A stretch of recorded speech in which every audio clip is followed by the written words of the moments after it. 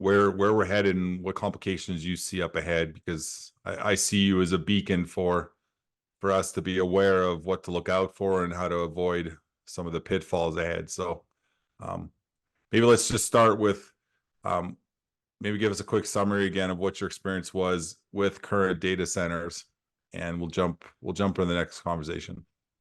Sure. Enterprise data centers, well, to go back, obviously that's where you have all of your data, things in storage like disk storage arrays and things of that nature.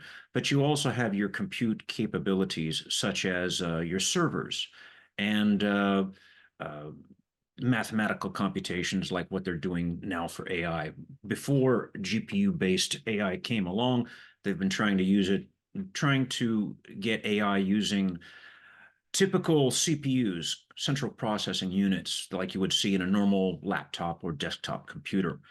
Um, the industry trends have been, while we get smaller and smaller connections and so forth in the chips, and the speeds becomes correspondingly faster, we get the bottom line for that is we get small incremental improvements in compute numbers. In other words, power consumption per compute cycle.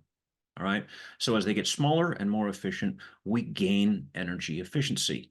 But there's a problem, and that is the end users, the people that want to have the spiffy new software and latest graphics and these apps and so forth. They're constantly demanding more and more capability. So while the chips themselves are slowly becoming more efficient, the consumer demand is growing by leaps and bounds. So what this translates to is roughly 18 to 19% power consumption increase year over year at the plug, because the clients are always demanding more, more, more. All right. So even though you're getting some small improvements in the chips and even in the software, the overall load is going up by leaps and bounds. And so you think, okay, I have an enterprise data center. I say it's going to be 5 years life. And you say, okay, at our current rate, we'll be, we've got 2 megawatts total capacity. And we figure maybe we'll be at 3 megawatts at the outside. So we contract for 3 megawatts worth of power, right? At the beginning of the 5 year cycle. But guess what? 18% growth at the plug, you aren't looking at an additional 1 megawatt, you're looking at two. In other words, your power consumption doubles in a 5 year period. It compounds, like compounding interest. All Mhm. right. If you got 20% compounding rate on your 401k, you'd be ecstatic because in five Right, years, right. guess what? We've doubled the money, right? It's the same way with power. And this has been going on in pretty much every data center that I've seen everywhere. It's all the same. The power loads or the power demands are going up and up and up with no end in sight. And this is causing the demand for new data centers to be built. And then we get into the AI, which is a completely new animal. But does that answer the question? Yeah, no, that's good. Um, Okay. so if I were to summarize what you just said, current data centers were built on a volume of data compute, and they're also designed to have a certain power load on the local network. And both demand for data centers, the demand for the compute, as well as the demand for power has oftentimes exceeded what the original plan was, right? So the Yes. demand continues to go up. Yes. And this is exacerbated by what's called Information Technology Infrastructure Library, ITIL. It's the standard that all enterprise data centers and enterprise IT organizations run by. It's the gold standard for IT organizations because you're not dealing with tangibles, you're dealing with things that are intangible. So, how do you keep those organized? ITIL is a methodology for communication and tracking and projecting jobs. But a fundamental flaw that has always been built in ITIL is they say flat out, we know power and cooling and water is all important. Um, but the fact is that's beyond our scope. So you will just always assume that you have power, cooling, and your overall Right. footprint, real estate. You just assume that it's always there. and that it's in adequate supply. So IT organizations are encouraged to ignore these parameters, ignore these limitations. All right. So they a lot of times they're just simply not aware. Makes sense. And I think, like we spoke of last week, one of the things we're realizing is grid stability. A lot of our grid infrastructure in the US is aged. We're Yes. talking 50-year-old infrastructure or older. And we're also dealing with reliability as we transition from um, your your kind of legacy power, coal and natural gas, and we're transitioning to more intermittent power sources like solar and wind, which we know is at certain times of the day are ineffective and other times of the day are effective, right? So Yes. we're replacing reliable power with what could sometimes be considered unreliable power, and we're trying to reduce our carbon footprint, and we're seeing negative externalities in terms of reliability, and data centers being one that are rapidly increasing their power demands due to the increase in compute. Here we have a bit of a crisis, right? Yes, and the gap. I saw a NERC report 2 weeks ago that said they estimate by 2028 that there will be a gap between power demand and power production of 83 gigawatts. Now, to put that in perspective, New York City averages 5.5 gigawatts. So you're talking something like 15, the equivalent of 15 New York Cities worth of power that's being demanded, and there's nothing to produce the power. And So we're NERC talking per day. That's demand per day. all at we you can look at it from kilowatt hours as far as your measurement, but we Right, typically just say kilowatt or kilowatts or gigawatts or whatever. right. In other words, power demand over an hour period. All Got it, right. right. So on average, like I said, New York City is 5.5, call it 6. That means an 83 gigawatt gap is, like I said, something, my math is right, something like 15, Right. 16 cities. That is huge.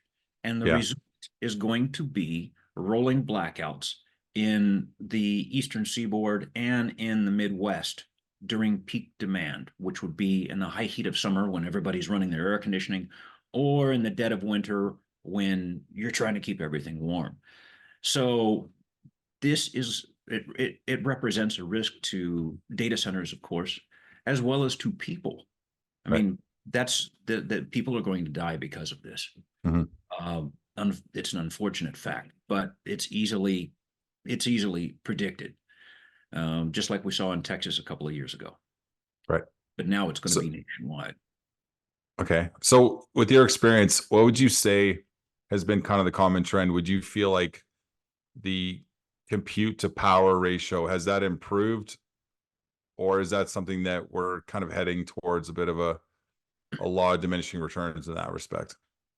We have been improving up until recently, and we've kind of hit the wall with regard to AI, and this kind of leads into the GPUs, like you were talking about. Um, GPUs, well, to back up, normal IT operations, we are still getting incremental improvements in power consumed per compute cycle, but those improvements are becoming less and less. And that goes to the von Neumann architecture. When we get to the AI, this is where it really hits the wall. The to to to put it in simple terms, you have CPUs like you would normally have for your typical computer, and then you have GPUs, which are processing units that are fine tuned to handle mathematical number crunching. Okay, and they're very very good at that. But there's a catch, and that is they consume between 5 and 10 times more power than your normal central processing unit, like you'd have in your typical desktop computer, like we're using right now. All right. But GPUs, because they're built to handle mathematical calculations so much better, they also are very well suited for AI applications, which again use mathematical calculations, but massive numbers. So they consume a lot more power, right? Now, you would see in an enterprise IT or IT computer rack, which is like the size of a double wide refrigerator going all the way up to your ceiling. You might see 15, 20 years ago, you'd see 2 or 3 kilowatts. Now, a house consumes about 2 kilowatts on average. So you'd have the size, something the size of your refrigerator now consumes as much as the entire house. That was 15 or 20 years ago.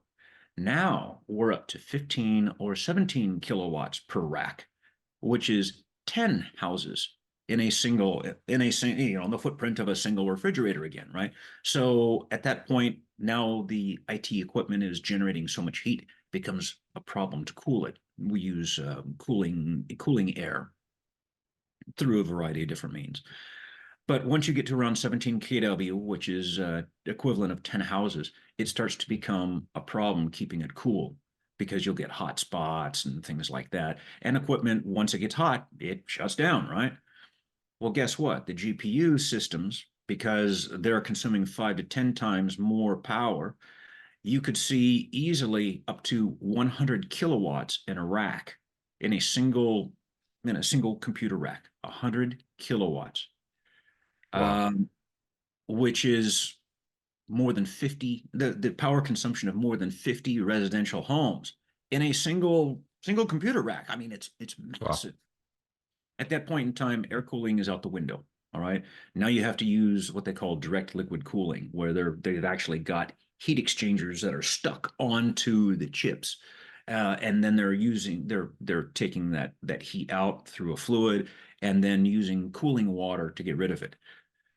The other aspect is because it takes so much power, normal architecture, like you would see power whips, like oversized versions of an extension cord, like you use at home. Um, they consume so much power that that's no longer available. Now you have to come up with new ways to get the power to the rack. But with so much power, if there's a fault, it isn't like a little spark in the plug in the wall. Now, instead of a spark, it's an explosion, and it'll Right. blow up the person standing in front of it. It'll blow up the equipment. So there's a physical danger there. There's the danger of liquid leaking onto electrical circuits. I mean, what happens when you have electricity and water, right? Bad thing. Mhm. The these the AI systems that they're using now demand that much power, and they carry that much risk, as well as not only do they consume massive amounts of power in a time when we're facing power shortages, but it uses large amounts of groundwater because there's nothing else readily available to cool it. So there are a variety of problems and huge costs that are coming up with regard to AI that frankly aren't, oh, I should say, haven't been addressed in the past. And now it's coming to the front and center. This is going to be a big issue. And I think the public awareness is growing by leaps and bounds. I'm seeing news every day as far as communities fighting back and getting these projects stopped because, what it's like that movie 300, right? When King Leonidas he goes to meet Xerxes, and Xerxes says, "Okay, if you want this, all you have to do is bend a knee." In this case, Xerxes is saying, "If you want AI, that's fine. All it takes is all of your power and all of your water." And communities are fighting back, and they're saying, I've got a problem with that." Right. Right. so so this is a big thing going on, and it's going to get bigger as time goes on and the awareness grows. So the getting back to your original question as far as with power and cooling and so forth with AI, the I mentioned the von Neumann architecture. This is the other side of the equation. All right, you have energy efficiencies that are gathered by making the chip connection smaller and more connections per chip and powerful and so forth. And so we went from, like, my first computer was a 75 megahertz Pentium chip. Mhm. I was pretty hot, right? Now 3 gigahertz, just scales of magnitude well beyond what we had, say, 20 years ago, 25 years ago. That helps out a lot.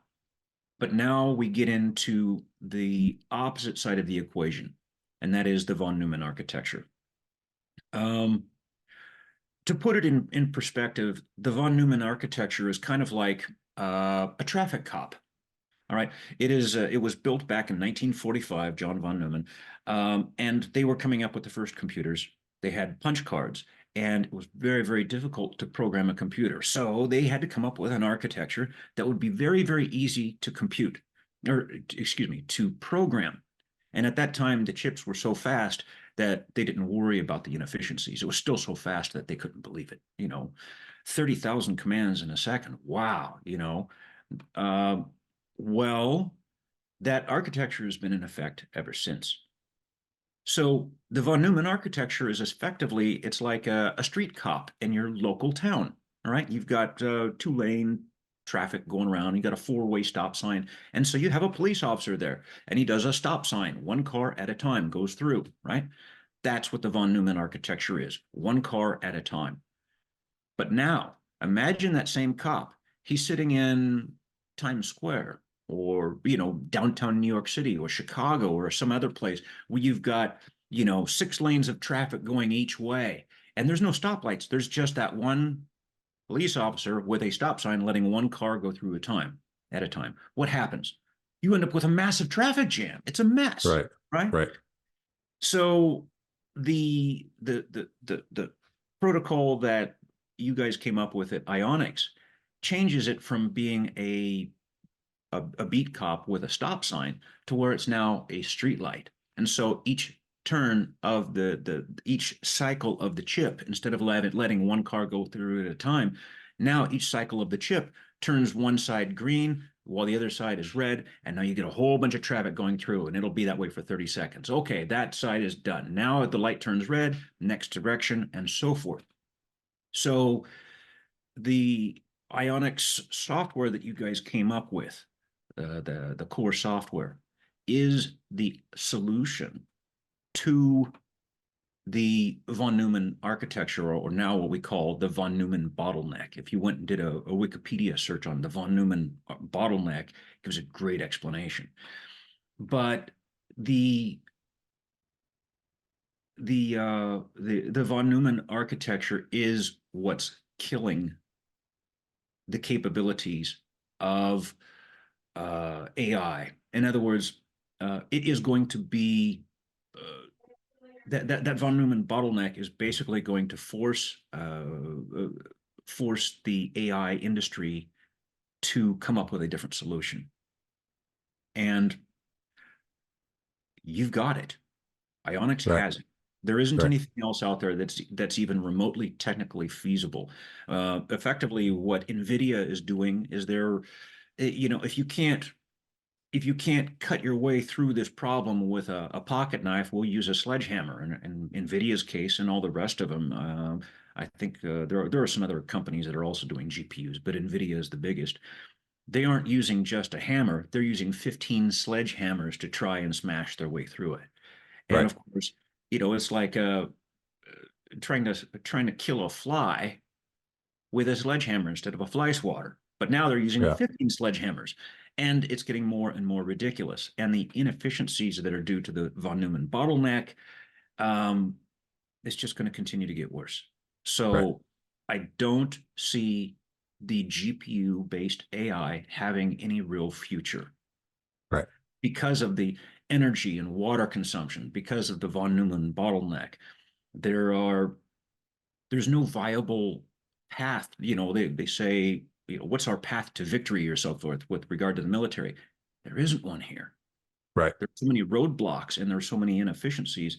It's just not viable. And the pushback, I think, from local communities where they're trying to build new AI data centers, the pushback is growing so fast that they're going to be stopped, and they're going to have to come up with some other solution. Got And it. so far, what I've seen, Ionics has it. Nobody else is even close. No, it's good. What would I'd love to back up a bit. And what would you say, in your experience, what was the average power usage for an average data center? It depends on the size.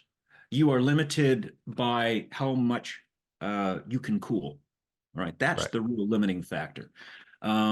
like I said, you could have up to about 17 kilowatts per rack, and a computer rack is 8 square feet. So you multiply however many racks you got by that amount of power, and that will tell you what your maximum power consumption could possibly be.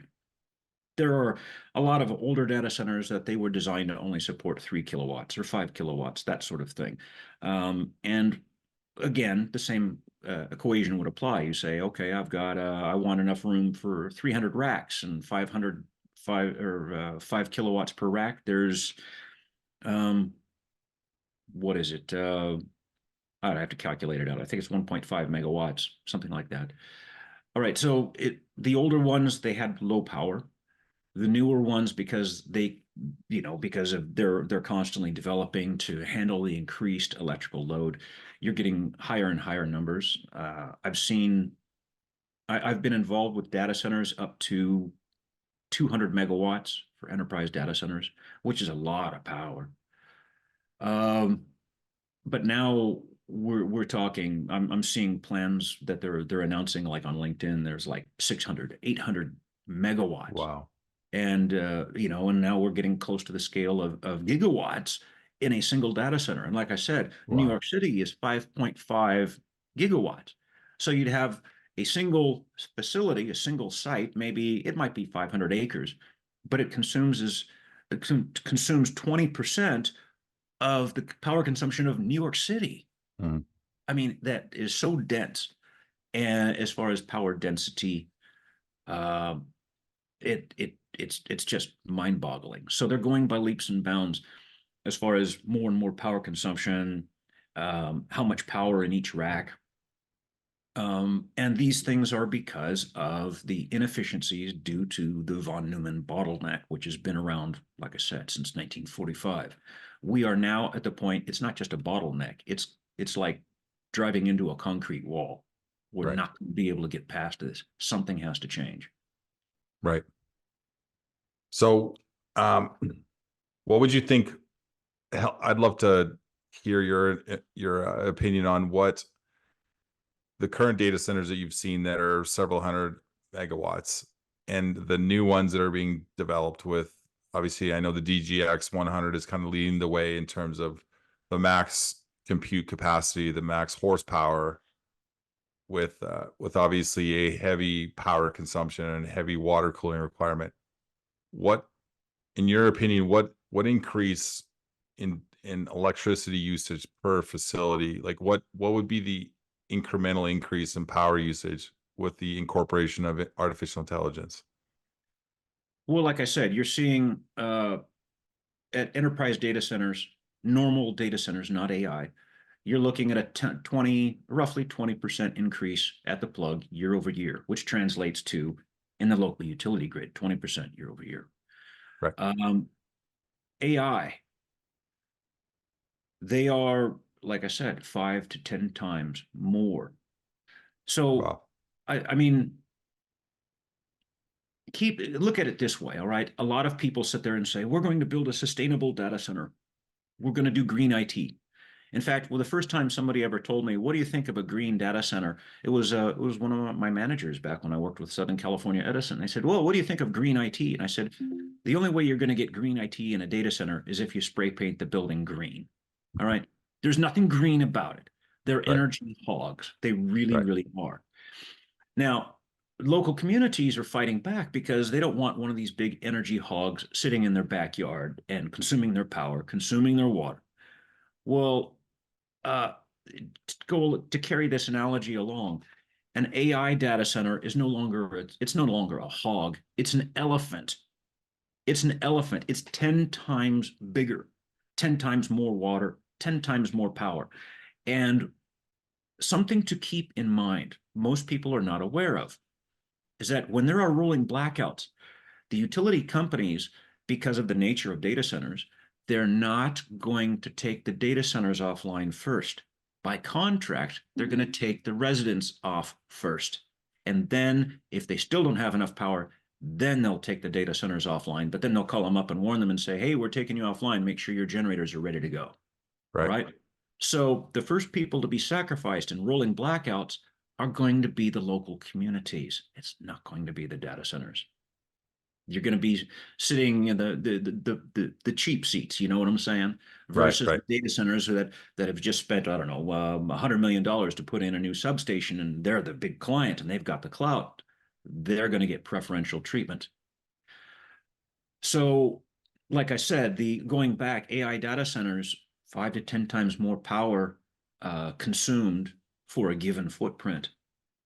So this is, like I said, it is just absolutely massive. In fact, one company that is they're rapidly building AI data centers right now. They had some of the recruiters had reached out to me and said, "Eric, come work for us and help us build our AI data centers." And as soon as I started looking at the requirements, I was laughing and I said, "This can't possibly work. I mean, you don't have to have a doctorate to sit there and pull out your calculator and run through the numbers and say." It's just not going to work. It's not going to fit like we're talking about here. You don't have to have that advanced knowledge. You just look at the power and the cooling and the power production, like I said, the grid and the gaps that are forming. You recognize that this can't possibly work. And they said, "Do you want to help us?" I said, "Nope. You guys are crazy." Hmm. And frankly, that's what got me really studying this very carefully is frankly up until 6 months ago I wasn't paying attention to AI. I mean, it was just kind of an interesting thing. And see people, they're trying to make a pretty girl in a bikini and she's all twisted around and got like 7 fingers and stuff like that, and you're like, okay, yeah, AI isn't all that. But Right. then when I'm looking at uh, the physical requirements to even have AI, it was shocking to me. I couldn't believe it. So does that answer your question? Yeah, no, that's great. And I've seen statistics that said for every GPT inquiry, you're using roughly a cup of water for cooling. So if you can imagine how many queries are operating on a given minute, on a given hour per day, Yes. and how much water is required to cool, the ChatGPT compute around the world, that's staggering. Yes. Um, Let me give you a comparison. The NSA data center out in Utah, I've seen reports. I can't remember exactly off the top of my head. I think it's something like 50,000 gallons of water per day. All Wow. right. And it's not like Utah has a lot of water, right? Right. Right. So again, imagine 10 times that amount coming out of your local community. People don't understand groundwater is not a renewable resource, Right. right? It's coming from underground aquifers and so forth. And now they're using it, they're evaporating it, it's going up into the air and it rains down on some of their country. But once that Right. water in that underground aquifer is gone, it's gone. You're not getting it back. So would So you would go you ahead. say that the current trend to move to the Midwest and to these some of these flyover states and some of these less populated areas, can you explain why that is? Well, I'd imagine it's because they have great access to IT pipelines and so forth, and great access to international airports. Out in the middle of a cornfield, right? No, there's nothing out there.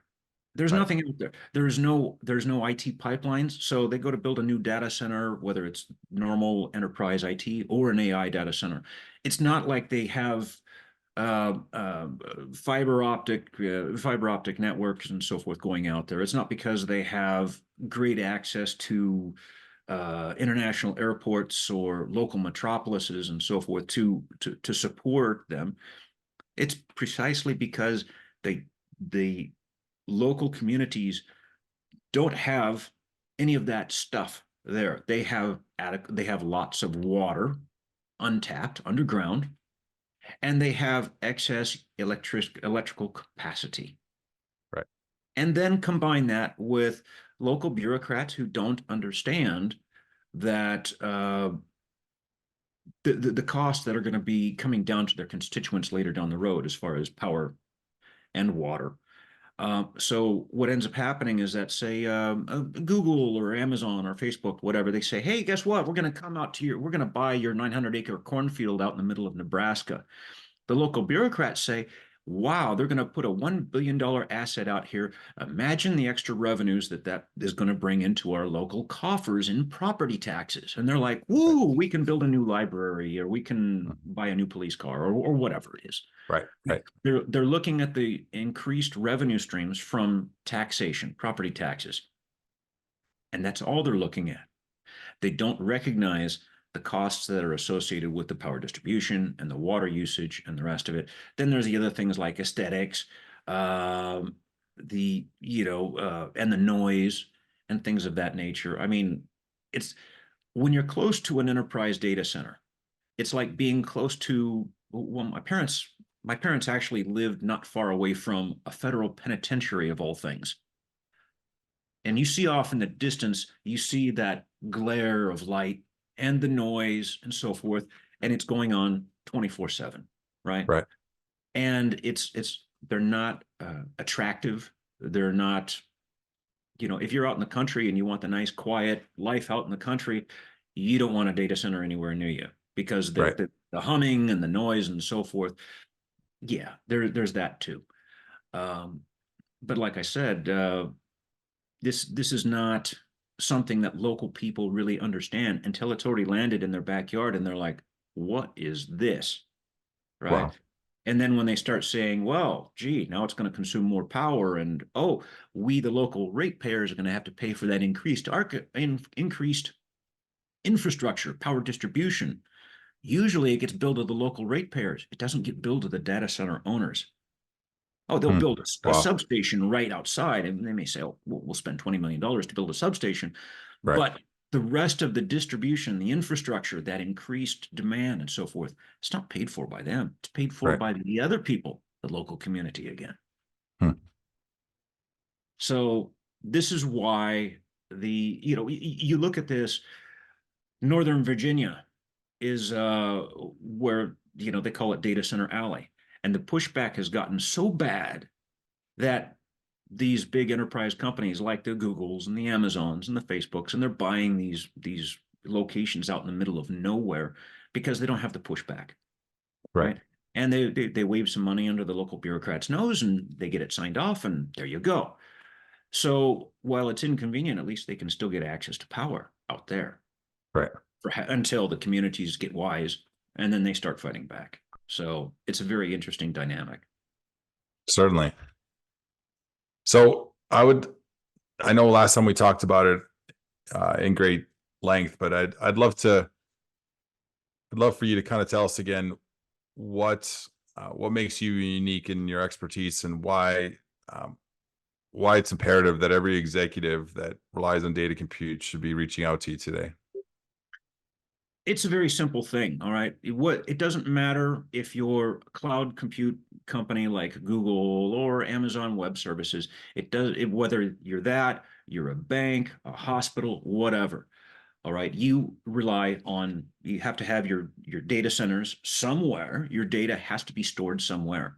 And whether you own your own data centers or you rent out space, your information, your records go through pipelines, which are always owned by co-location companies. There are Hmm. 5,300 data centers out there in the United States. Co-location companies own about 3,000 of them, about around 60%. All right.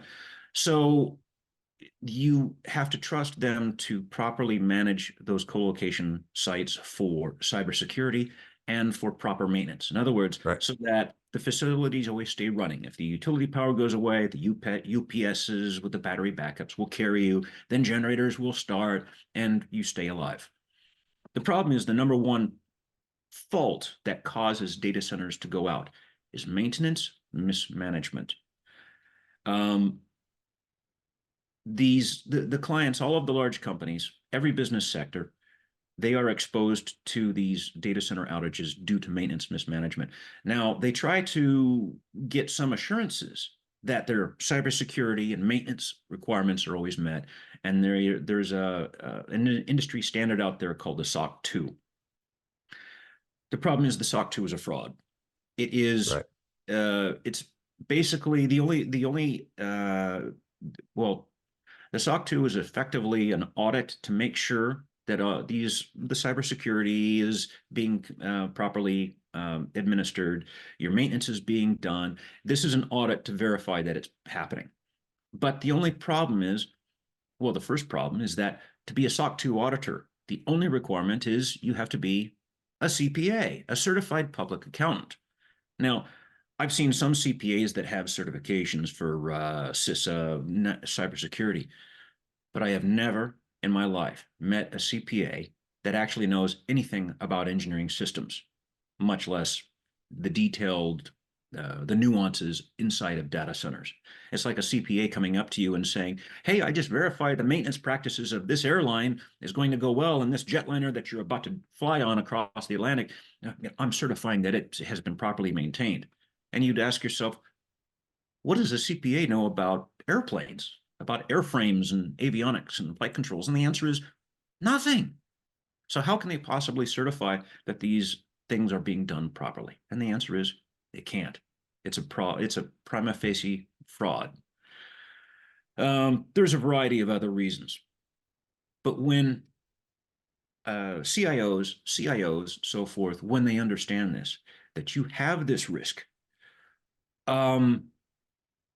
it puts your entire company at risk.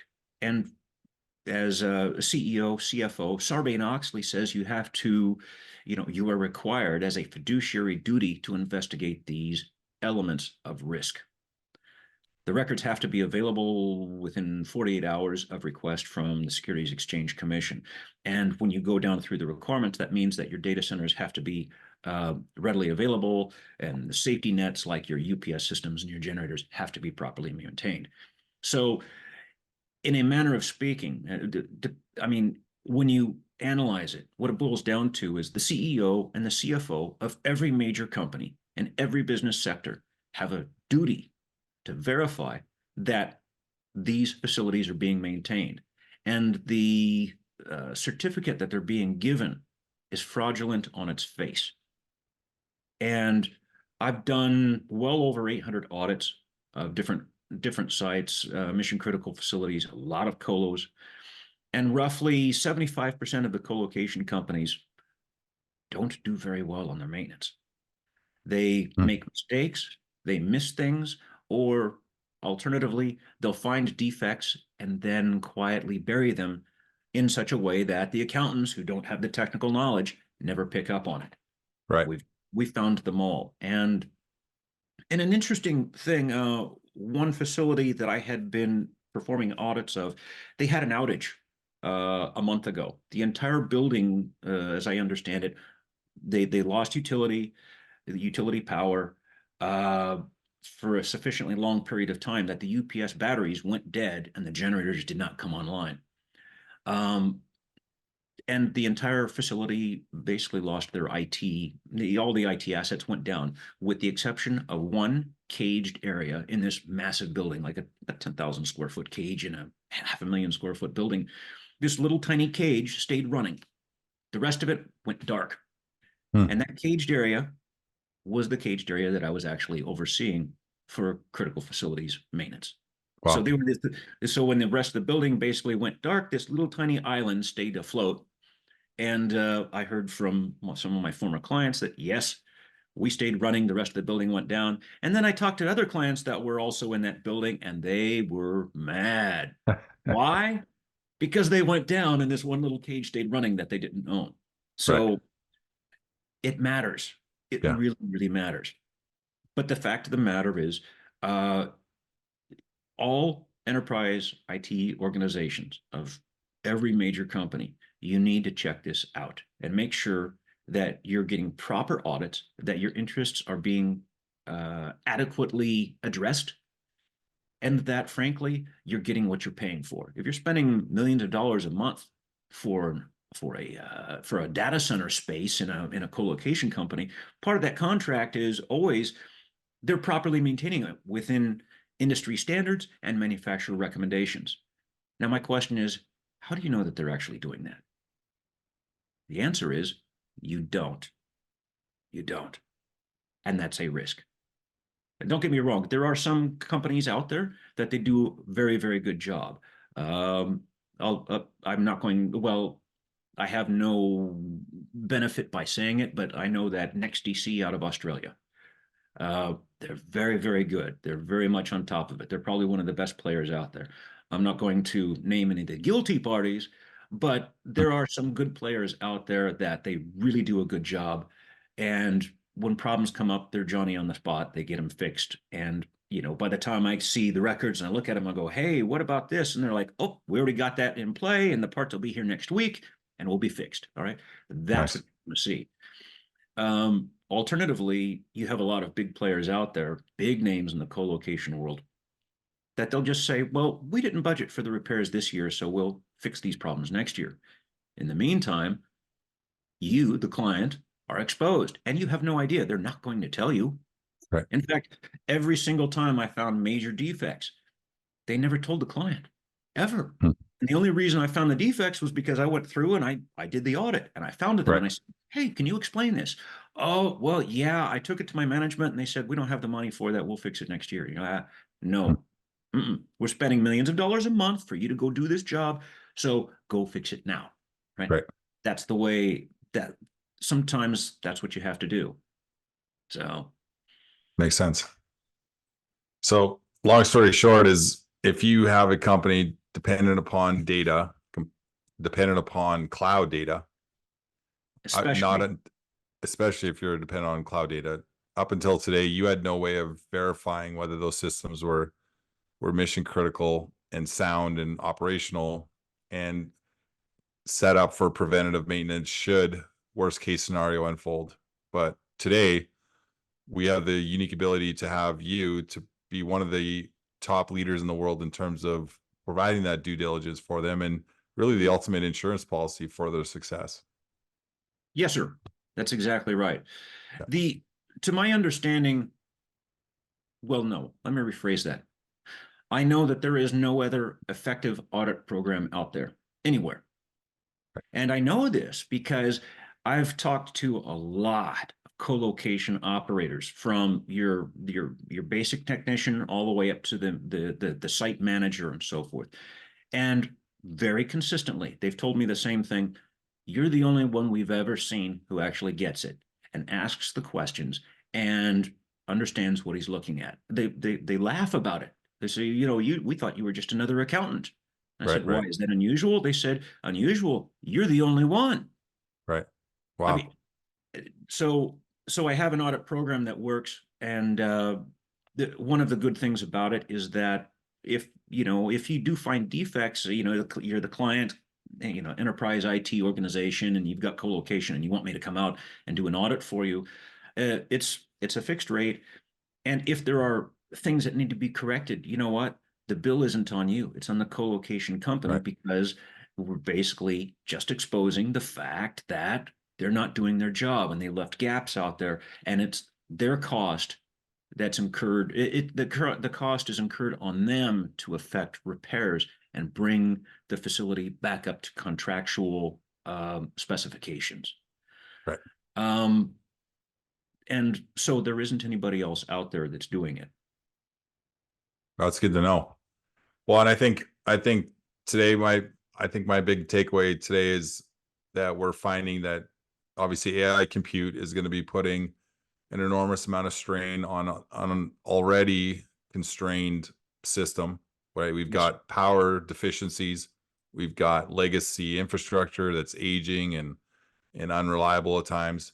We've got a reduction of power supply, we've got an increase in power demand, and now we have artificial intelligence, which is, like you said, increasing the horsepower, but also increasing the requirements of that horsepower Yes. by 15 to 20%. So we're really squeezing the entire industry.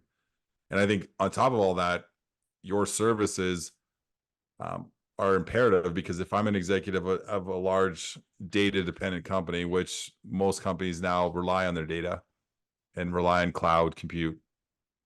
So that tells me that if my company is going to grow and scale, I need more technology. I'm going to be implementing artificial intelligence and all types of different tech platforms to grow and to scale, which means I'm even more dependent upon these critical systems, which means I'm Yes. even more vulnerable tomorrow to make sure that those are compliant and that they're that they're mission critical certified. And if you're the only person out there, I'm encouraging every single executive that listens to this to get on a call with Dr. Eric and maybe remind us again where we can find you.